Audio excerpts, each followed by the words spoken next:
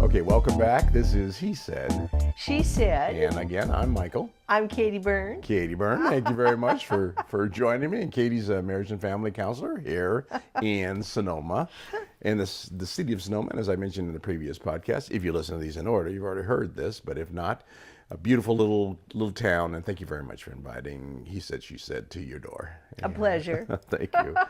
Well, let's get going because we're spending some extensive time talking about a variety of different subjects, and we only have 15 minutes roughly 15 minutes on a podcast to get them addressed. So let's get to it. The last podcast, we talked about a variety of different problems that people have in relationships. I'm just going to call it a problem because it really is. Mm-hmm. And it's a lack of communication, and then some of the results of the lack of communication, misunderstanding, anger, resentment, hurt, things like that from poor communications. We want everyone to really focus on how to develop good, healthy communication. And again, I don't want to use good, but just healthy conversation, effective conversation, so that their relationships can be enhanced. And so one of the things that I asked Katie to do when we were off mic before we went into this segment was to maybe we could just make some suggestions about some actual things that men can do and women can do to enhance their communications. And one of them we already offered, which was a man in a conversation can sit across from his woman, and when she says something, he can just stop for a second and say, let me tell you what I heard, what I understood, what left your mouth and got into my brain, so that we stay on track. And I think that's a good tool. So that means you physically stop, tell her what you heard, and how that resonated with you. Let's come up with another tool that a woman that can help a woman in her ability to communicate, because she hears something and she might be hurt by it, but that may or may not be what he meant to do. It's just the way he says things. And let me give you an example. And I don't mean to be preachy here or do a soliloquy, but you have a guy who has a wife who was damaged early in life, and she was molested. And she's had real problems with her sexual freeness, her sexual pleasure and things like that all of her life. And so he says, look, it's been 20, 30, 40 years, get over it. That's not what he meant. Right. Right. So if I said that to my partner in that circumstance, just get over it. I mean, it's been 40 years. You're a grown woman now. You're not a molested child anymore. If she stopped me and said, let me tell you what happened when you said that to me. I thought you completely dismissed everything. And I resented that. And I hated you for what you just said. You made me feel as evil as the person who took all those things from me back in those days. That's how that made me feel. Yes, exactly. I mean, that kind of a comment, it happens all the time, but it will completely cut off the conversation. Absolutely. Because we are all wounded. We come from generations of war and pillaging, and you look back at your great-grandmothers and slavery, and there are so many things that all of us are very complicated deep inside. And so absolutely what's important there is that I think if you want to give a woman advice about how to be different in a conversation, women need to definitely be aware of giving more compliments. I think John Gottman said in his research on couples that in a happy couple, I think there are 5 compliments to every 1 criticism. Sure. And that means daily. Yeah.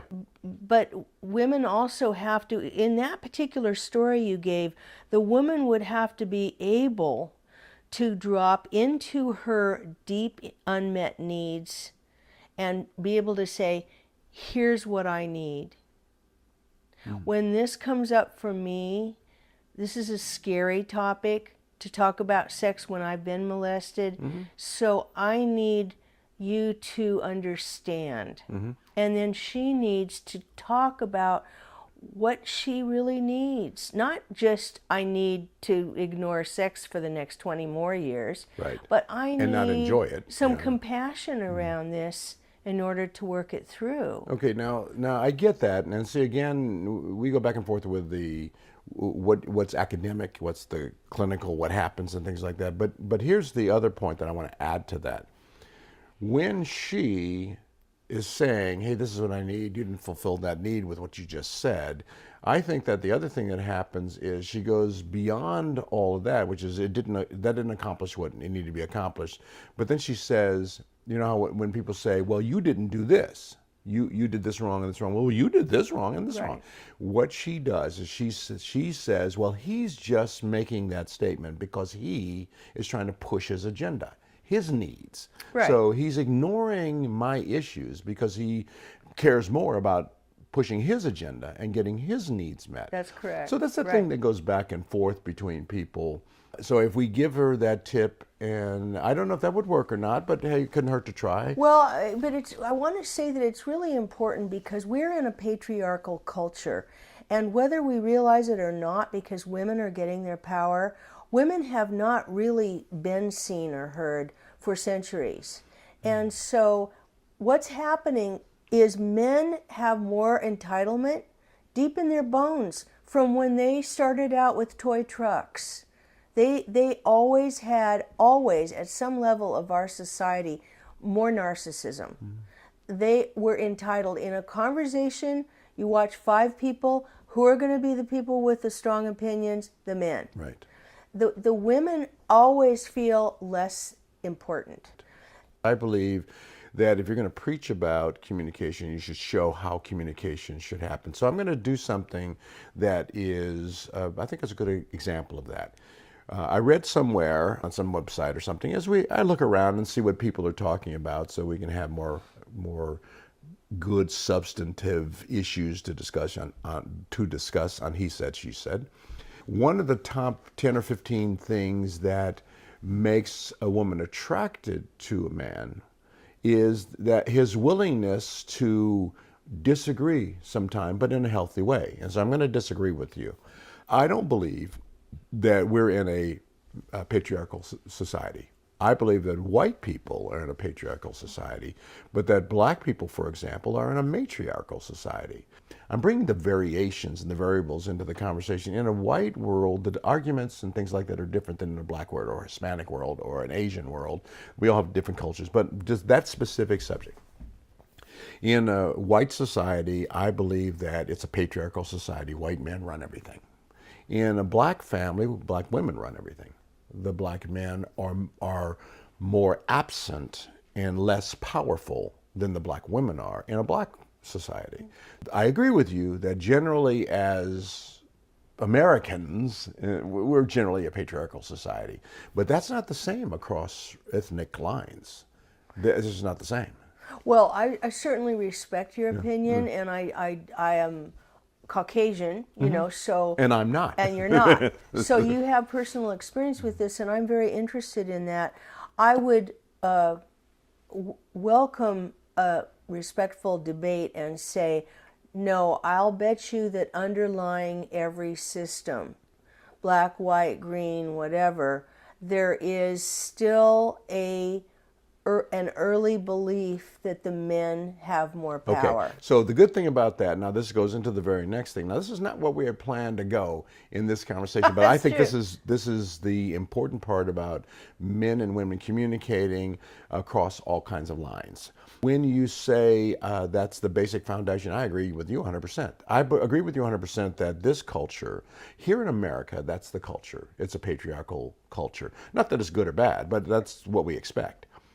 Since in the black family, for example, it's a matriarchal culture because the women, they're the people they're the heavier breadwinners a lot of times, and they're the disciplinarians, and they're the ones who are there for the long haul a lot of times. And that's not everybody. That's not consistent across all black families, but generally.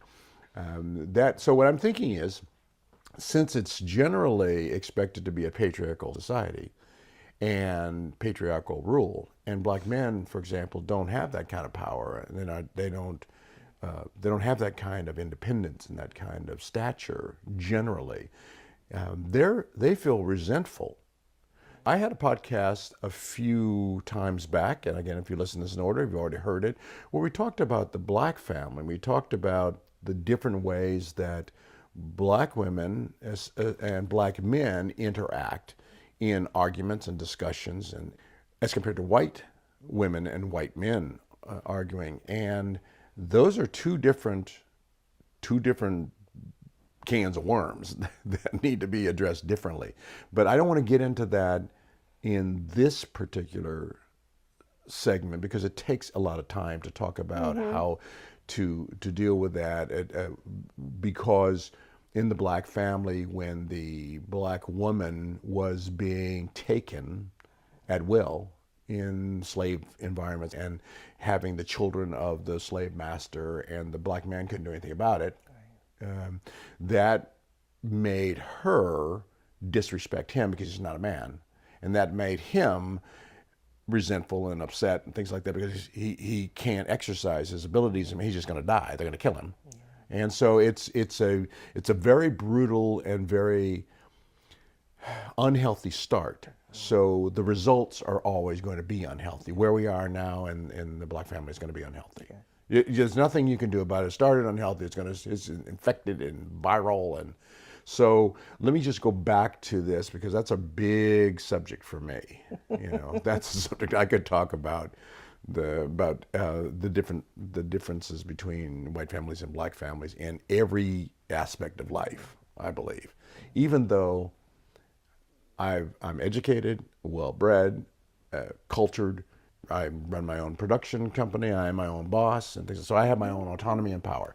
So I don't feel that same sense of despair and cause for anger.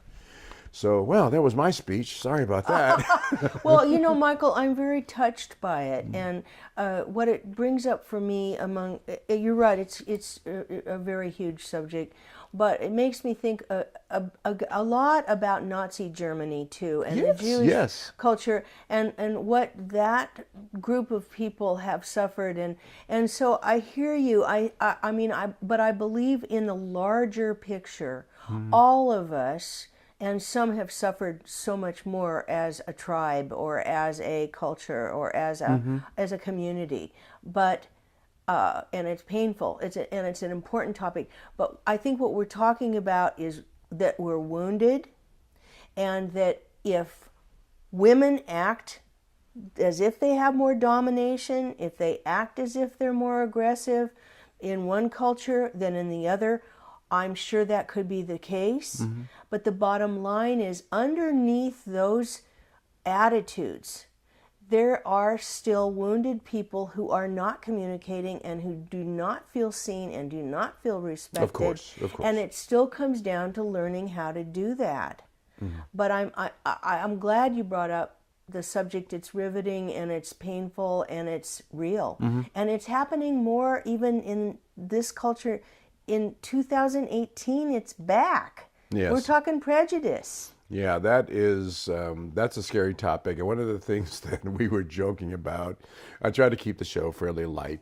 One of the things we were joking about in past podcasts is somebody mentioned something political, and I said, okay, we're going to try to steer clear of talking about politics, religion, or how other people raise their children. Yeah. So just to keep things calm. But let's do this. I think I'm in the mood for switching tracks a little bit, and let's talk about sex. That works. That works. That works. So on our next podcast, join us. We're going to talk a little bit about sex, good and bad parts about sex. All right, so stay with us on He Said. She Said. And this is Michael. And this is Katie Byrne. All right, Katie, thank you very much. We'll talk to you in a minute.